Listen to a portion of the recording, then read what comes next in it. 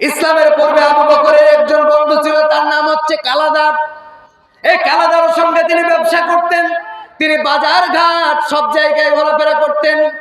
এই কালাদার সঙ্গে তার উঠা বসা। কিন্তু যখনই হযরত আবু বকর ইসলামটা কবুল করে নিলেন, কবুল করে নেওয়ার সঙ্গে সঙ্গে ওই কালাদার সঙ্গে আর দেখা হয় না, তার সঙ্গে আর ব্যবসা হয় না, তার সঙ্গে আর বাজারে যাওয়া হয় না, তার সঙ্গে আর উঠা বসা আবু বকর আর করেন না। সারাটা দিন রাসূলের দরবারে চলে যায়, আর তার কাছে মনে হয় যে এতদিন যা করলাম সব যেন আমার কাছে ভুল মনে হচ্ছে, আমার জীবনটা যেন বৃথা, কি করলাম জীবনে। সকালবেলা বাড়ি থেকে বের হয়, রাসূলের দরবারে যায়, সারাটা দিন রাসূলের জবানের কথা শুনে সন্ধ্যা লেগে যায়। আবু বকরকে ডাক দিয়ে বললেন, রে আবু বকর, সন্ধ্যা তো লেগে গেল, তুমি কি বাড়ি যাবে না? যাবে না?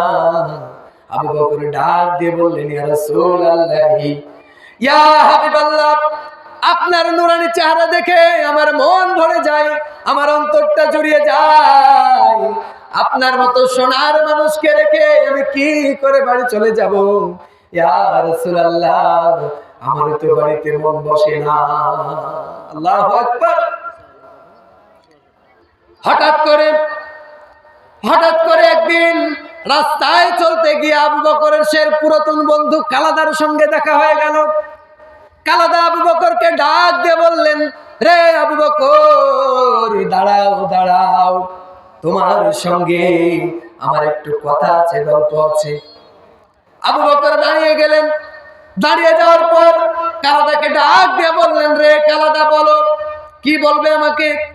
কালাদা বললেন, ও আবু বকর, বেশ কিছুদিন যাবত দেখছি তোমাকে আর ব্যবসা বাণিজ্যে দেখা যায় না, তোমাকে ধর্মেও পাচ্ছি না, কর্মেও পাচ্ছি না, তোমাকে বাজারে ঘাটে দেখতে পাই না, তোমার সঙ্গে আগের মতো উঠা বসা হয় না। ও আবু বকর, ঘটনা কি? কারণটা কি? এমন করে যদি তুমি চলতে থাকো তাহলে আবু বকর শুনে রাখো, তুমি তো একুলো হারাবে, ওকুলো হারাবে, তোমার জীবনটা তো বিফলে চলে যাবে, তুমি তো ব্যর্থ হয়ে যাবে। আবু বকর ডাক দিয়ে বললেন, রে কালাদা, কানটা খাড়া করে শুনে নে, আমি একটা নতুন ব্যবসা চালু করে দিয়েছি, যে ব্যবসার প্রধান এবং মূল পুঁজি হচ্ছে লা ইলাহা ইল্লাল্লাহু মুহাম্মাদুর রাসূলুল্লাহ।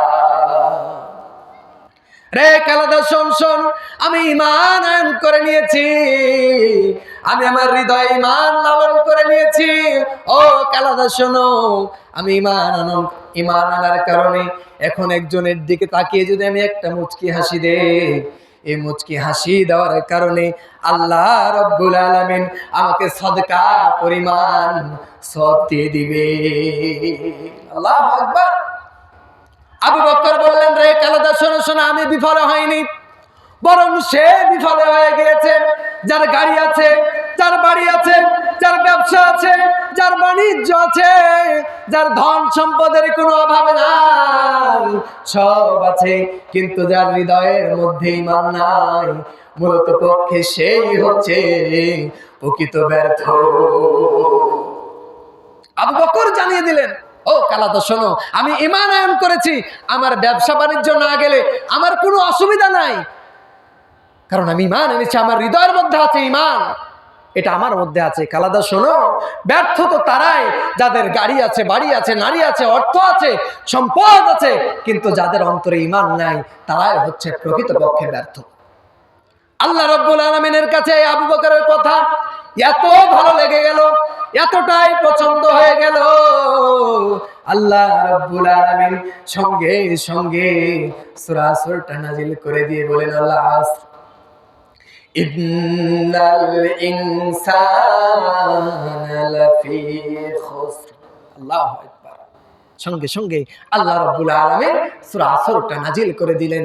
যার ভিতরে ঈমান থাকে, ঈমান থাকলে সে মানুষটা কখনো ব্যর্থ হয় না, সে হয় সফল। আল্লাহু আকবার।